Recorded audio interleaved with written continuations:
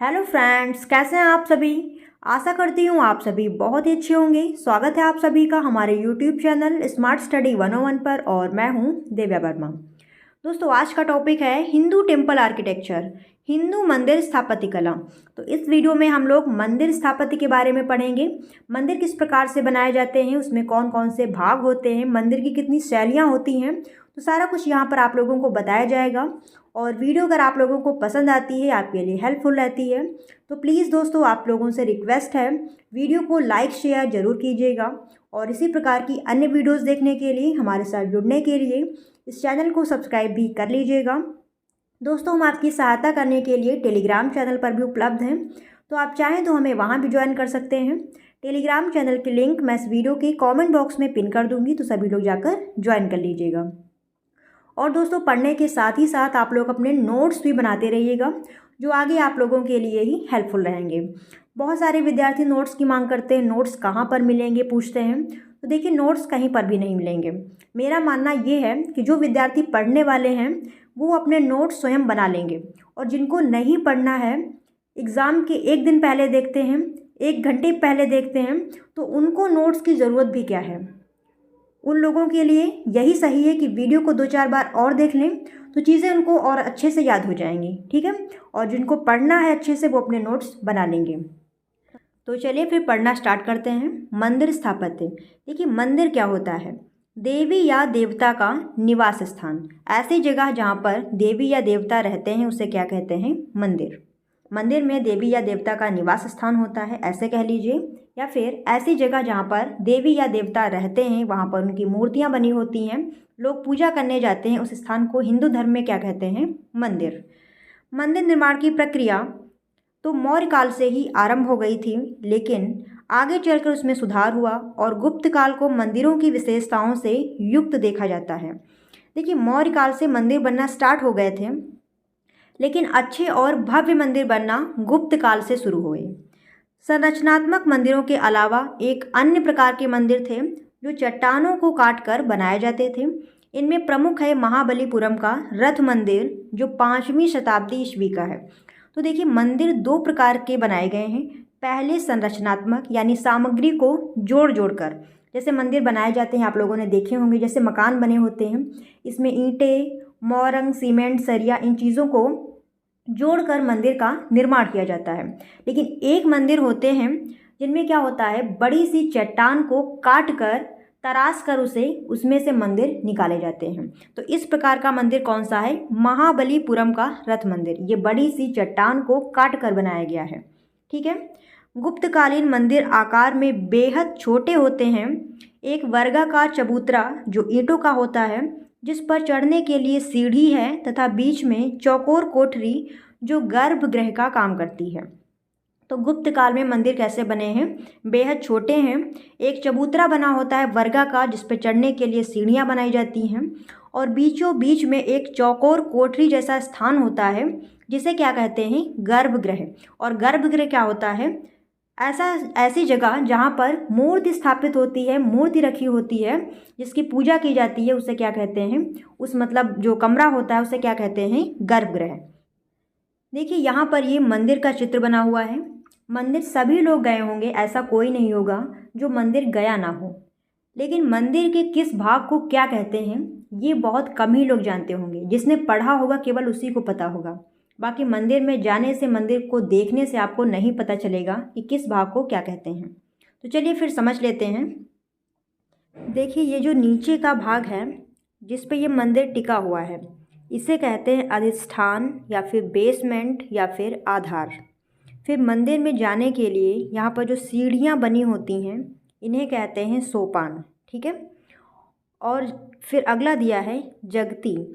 मंदिर का जो चबूतरा होता है, अधिष्ठान के ऊपर होता है चबूतरा, चबूतरे को कहते हैं जगती या फिर जगमोहन। तो फिर आता है प्रदक्षिणा पथ। मंदिर में परिक्रमा करने का जो स्थान होता है उसे कहते हैं प्रदक्षिणा पथ। फिर अर्ध मंडप। मंदिर में एंटर करते ही जो सबसे पहले बरामदे जैसा स्थान पड़ता है, इसे कहते हैं अर्ध मंडप। फिर अगला पड़ता है मंडप। मंडप के बाद में फिर अगला आता है महामंडप। और जो आपकी मेन मुख्य मूर्ति होती है वो होती यहाँ पर, इसे बोलते हैं गर्भगृह।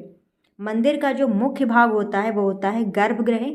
यहीं पर मुख्य मूर्ति की स्थापना होती है। ठीक है। फिर है अगला अंतराल। अंतराल क्या होता है? गर्भगृह और महामंडप के बीच की जो जगह होती है उसे कहते हैं अंतराल। फिर नेक्स्ट है उर्श्रंग। देखिए मंदिर में छोटे छोटे ऊपर ये मंदिर जैसे बने हुए हैं, इन्हीं को बोलते हैं उर्श्रंग। फिर क्या है? शिखर। मंदिर के जो ऊपर का ये भाग है इसे बोलते हैं शिखर। शिखर के बाद में फिर आता है ये जो बना हुआ है ऊपर, इसे कहते हैं आमलक। और आमलक के ऊपर फिर क्या है? कलश। कलश की जगह कोई आयुध भी हो सकता है, झंडा भी हो सकता है। ठीक है। तो इस प्रकार से ये मंदिर के भाग हो गए। अगर फिर भी आपको समझ में ना आया हो तो आप लोग हमें टेलीग्राम चैनल पे मैसेज कीजिएगा, आप लोगों को वहाँ पर अच्छे से समझा दिया जाएगा। ठीक है। चलिए आगे बढ़ते हैं। मंदिर निर्माण के कारण। मंदिरों का निर्माण क्यों हुआ? बहुत सारे कारण हैं, लेकिन कुछ पॉइंट यहाँ पर दिए हुए हैं, इन्हें देख लेते हैं। मंदिर निर्माण के पीछे भक्ति विचारधारा का महत्वपूर्ण योगदान था। तो मंदिर निर्माण का जो प्रमुख कारण है वो क्या है? भक्ति विचारधारा। मंदिर का निर्माण पूजा करने के लिए होता है, तो प्रमुख कारण हो गया भक्ति विचारधारा। फिर अगला पॉइंट है, राजाओं ने राजनीतिक वैभव व प्रसिद्धि अर्जित करने के उद्देश्य से सैकड़ों की संख्या में भव्य मंदिरों का निर्माण करवाया। तो राजाओं ने प्रसिद्धि पाने के लिए, अपना वैभव पूरे साम्राज्य में फैलाने के लिए भी भव्य मंदिरों का निर्माण करवाया। जैसे अभी आप देख लीजिए अयोध्या का राम मंदिर बन रहा है, तो लोग याद रखेंगे, हमेशा याद रखेंगे कि ये मंदिर प्राइम मिनिस्टर नरेंद्र मोदी के समय बना था। तो लोग अपनी प्रसिद्धि पाने के लिए, अपना वैभव फैलाने के लिए भी अच्छे अच्छे मंदिरों का निर्माण करवाते थे। फिर अगला पॉइंट है, मौर्य काल से ही भारत में तक्षण कला की तकनीकी काफ़ी विकसित हो चुकी थी, अतः इसने भी मंदिर निर्माण को प्रोत्साहित किया। तक्षण कला क्या होती है? पत्थर को तराशने की कला। ठीक है। तो तक्षण कला काफ़ी विकसित हो चुकी थी, तो इसने भी मंदिर निर्माण को काफ़ी प्रोत्साहन दिया। 6ठी शताब्दी ईस्वी तक उत्तर और दक्षिण भारत में मंदिर वास्तुकला शैली लगभग एक समान थी, लेकिन 6ठी शताब्दी ईस्वी के बाद प्रत्येक क्षेत्र का भिन्न भिन्न दिशाओं में विकास हुआ। तो पहले क्या था?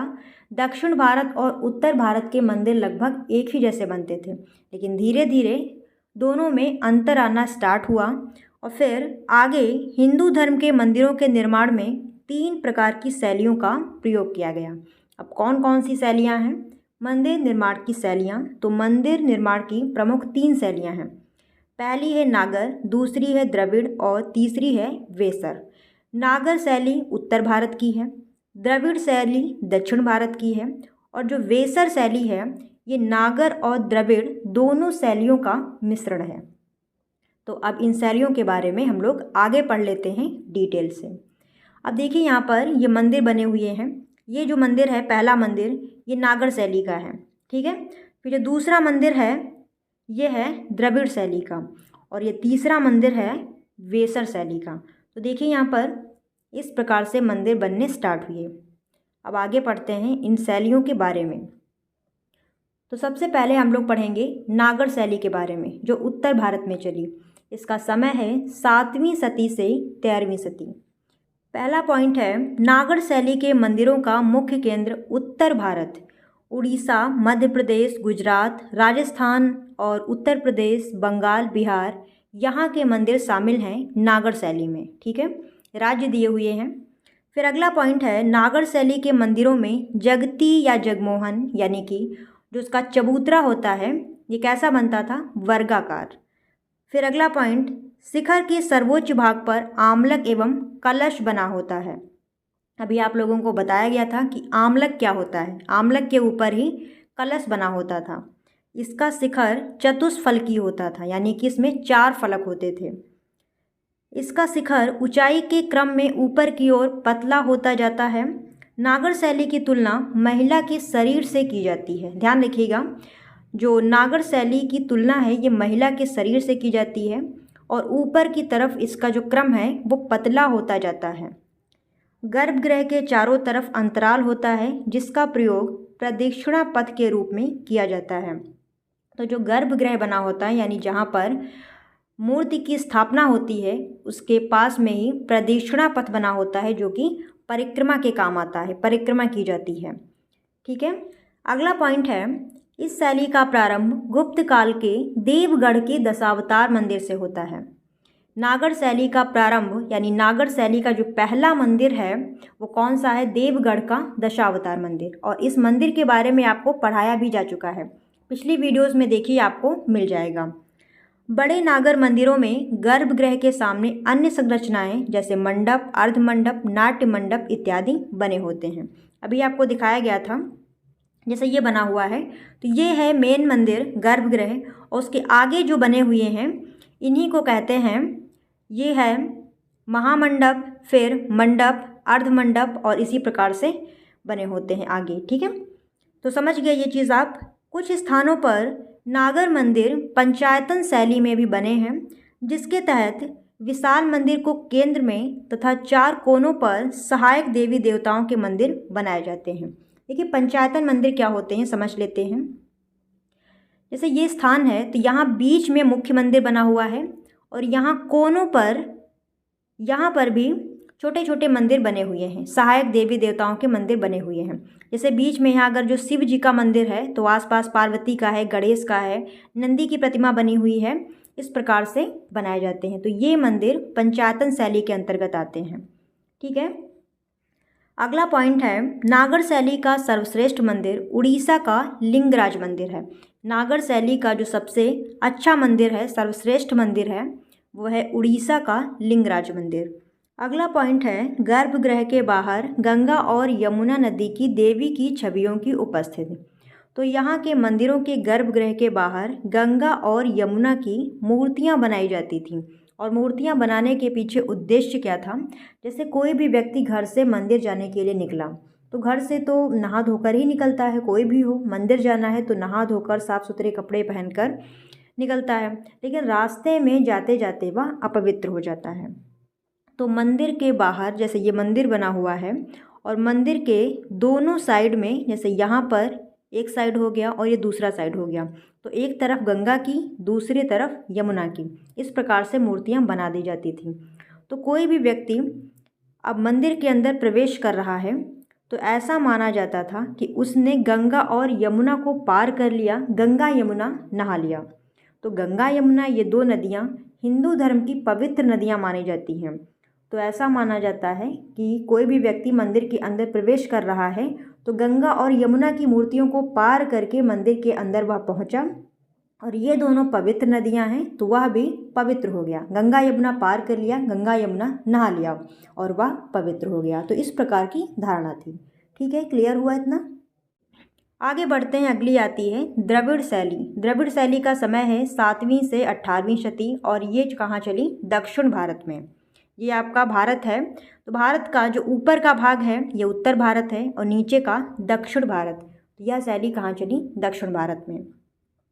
द्रविड़ शैली की शुरुआत 7वीं शती में हुई, परंतु 8वीं शती में इसका विकसित स्वरूप देखने को मिला। यह शैली अन्य शैलियों की अपेक्षा ज़्यादा समय तक रही क्योंकि यह मुस्लिम आक्रमणों से बची रही।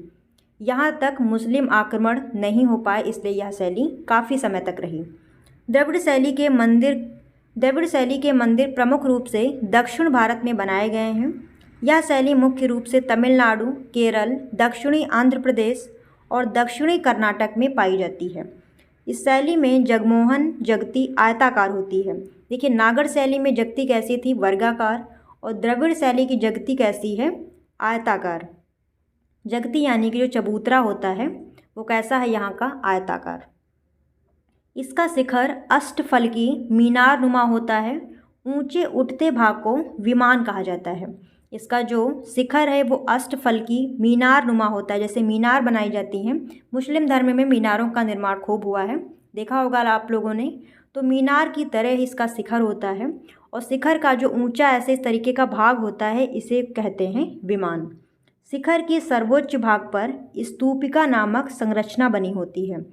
जो शिखर होता है, देखिए इस प्रकार से जो शिखर बना होता है इसके ऊपर स्तूपिका नामक संरचना बनी होती है। जैसे स्तूप होता है इस प्रकार से स्तूप आपको पढ़ाया गया है। तो इस प्रकार से स्तूप होता है उल्टे कटोरे की तरीके से। तो इसी प्रकार से यहाँ पर छोटी सी स्तूप के समान ही स्तूपिका बनी होती है। आगे बढ़ते हैं। गर्भगृह के चारों ओर अंतराल बना होता है जिसका प्रयोग प्रदक्षिणा पथ के लिए किया जाता है। तो यहाँ पर भी गर्भगृह के चारों ओर प्रदक्षिणा पथ बना होता है। गर्भगृह के सामने बहुसंख्यक खंभों पर टिका हुआ महामंडप बना होता है। साथ ही अन्य सहायक रचनाएं जैसे अर्ध मंडप हुआ, नदी मंडप इत्यादि बने होते हैं। द्रविड़ मंदिर चार दीवारी के अंदर बने होते हैं। मंदिर प्रांगण में तालाब बना होता है। देखिए द्रविड़ शैली के जो मंदिर हैं वो चार दीवारी के अंदर होते हैं, बाउंड्री होती है और बाउंड्री के अंदर ही एक तालाब भी बना होता है। यह विशेषता है यहाँ की। इस शैली का प्रारंभ पल्लव काल के कांचीपुरम के कैलाशनाथ मंदिर से होता है। यानी द्रविड़ शैली का जो पहला मंदिर है या फिर मंदिर की शुरुआत किससे होती है? कांचीपुरम के कैलाशनाथ मंदिर से। इस शैली का सर्वश्रेष्ठ मंदिर बृहदेश्वर मंदिर है। मंदिर की शुरुआत हुई कांचीपुर के कैलाश मंदिर से और द्रविड़ शैली का जो सर्वश्रेष्ठ मंदिर है, सबसे अच्छा मंदिर है, वो कौन सा है? बृहदेश्वर मंदिर। इस शैली में पल्लव काल, चोल काल, पांड्य वंश, विजयनगर तथा नायक वंश का महत्वपूर्ण योगदान रहा है। यानी इन राजाओं के समय में जो द्रविड़ शैली है उसका विकास हुआ। आगे बढ़ते हैं। द्रविड़ शैली के मंदिरों का प्रवेश द्वार काफ़ी भव्य एवं विशाल होता है जिन्हें गोपुरम कहा जाता है, जो प्रधान मंदिर के शिखर जितने ऊंचे बनाए जाते हैं। देखिए द्रविड़ शैली के जो मंदिर होते हैं वो बाउंड्री के अंदर होते हैं और प्रवेश द्वार, जैसे ये मंदिर यहाँ पर बना हुआ है, ठीक है, ये बाउंड्री कर दी जाती है और फिर यहाँ पे बनाया जाता है बड़ा सा प्रवेश द्वार, ठीक है। तो यह प्रवेश द्वार जो बना हुआ है इसी को कहते हैं गोपुरम और ये बहुत भव्य बनाए जाते हैं। मंदिर जितने ऊंचे बनाए जाते हैं, जितना ऊंचा मंदिर बनाया जाता है लगभग उतने ही ऊंचे गोपुरम यानी प्रवेश द्वार भी बनाए गए हैं। तो जो दक्षिण भारत के मंदिर हैं यानी जो द्रविड़ शैली के मंदिर हैं, गोपुरम उनकी प्रमुख विशेषता है।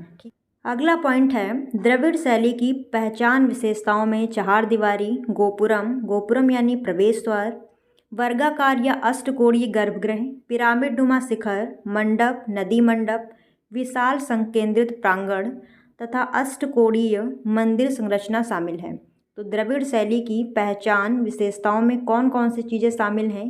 चार दीवारी यानी बाउंड्री, गोपुरम तो बहुत ही ज़्यादा इम्पॉर्टेंट है, पिरामिडनुमा शिखर, नदी मंडप, ये सारी चीज़ें शामिल हैं। अगली शैली है वेसर शैली। वेसर शैली का समय है 8वीं से 14वीं सदी और यह कोई मौलिक शैली नहीं है। यह द्रविड़ और नागर इन दो शैलियों का मिश्रित रूप है। वेसर शैली के मंदिरों का प्रमुख केंद्र कर्नाटक हेलेविद मैसूर है। तो वेसर शैली के मंदिर प्रमुख रूप से कहाँ पर बनाए गए हैं? कर्नाटक में, और कर्नाटक में भी एक जगह है हेलेविद मैसूर, तो यहीं पर प्रमुख रूप से मिले हैं।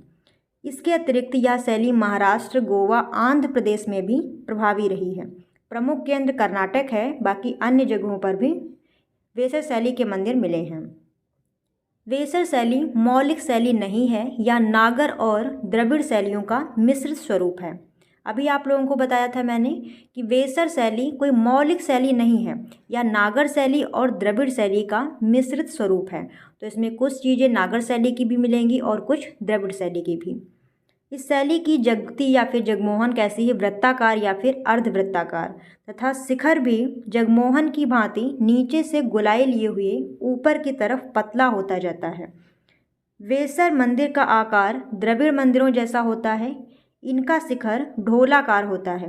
वेसर शैली के जो मंदिर हैं ये द्रविड़ मंदिरों जैसे होते हैं और इनका शिखर यानी जो ऊपर का भाग होता है शिखर वाला, वो कैसा होता है? ढोलाकार। गर्भगृह, मंडप व सर्वोच्च भाग पर स्तूपिका द्रविड़ मंदिरों जैसी बनी होती है। देखिए जो वेसर शैली के मंदिर हैं इनके गर्भगृह, मंडप और सर्वोच्च भाग पर जो स्तूपिका बनी होती है ये द्रविड़ जैसी बनी होती है, द्रविड़ शैली जैसी, लेकिन अलंकरण एवं सजावट नागर शैली जैसी होती है। दोनों का मिश्रण है ना, तो कुछ चीज़ें द्रविड़ की, कुछ चीज़ें नागर की।